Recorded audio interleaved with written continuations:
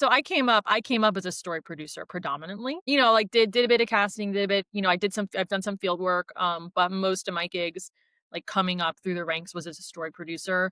As a story producer, your job is you watch all of the footage for your episode. It's usually 3 days of footage. Like a lot of the competition series I've done, an episode's usually 3-day shoot.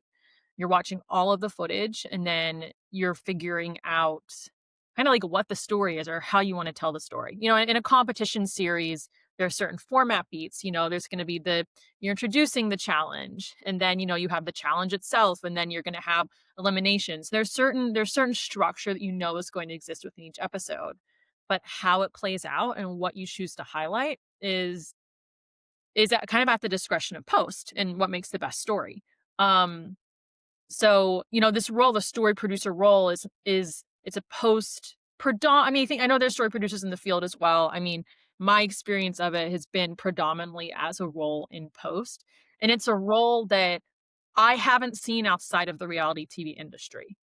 Um, because, in other sectors of entertainment, in scripted or narrative, you have your script. All the story is happening in pre-production. So that by the time you get to post, you already have your story.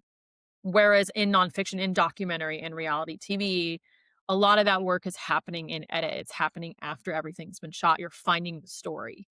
Um, so in a reality workflow, story producers are doing that work. And then they are basically, if I have 3 days of footage and I need a 22-minute episode, like you're getting that down to like 25 minutes of string outs, basically. And that's just going to your editor. Um, because at the end of the day, it's also like if you think about from a money standpoint, it's cheaper to have a story producer go through all that footage and do the radio cut than to have your editor do it because your editor's gonna have a higher day Right. rate. So it's a role that helped expedite the process because a lot of time we're filming at the same time as you're editing.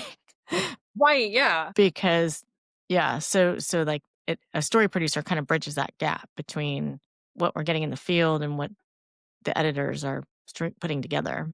Yes. And good story producers, you really understand episode structure. You know how to structure a scene, right? Like you know how to structure a scene. You're watching footage, you're pulling the best moments. It's called a story producer. You have to have a good sense of story and what is going to be good.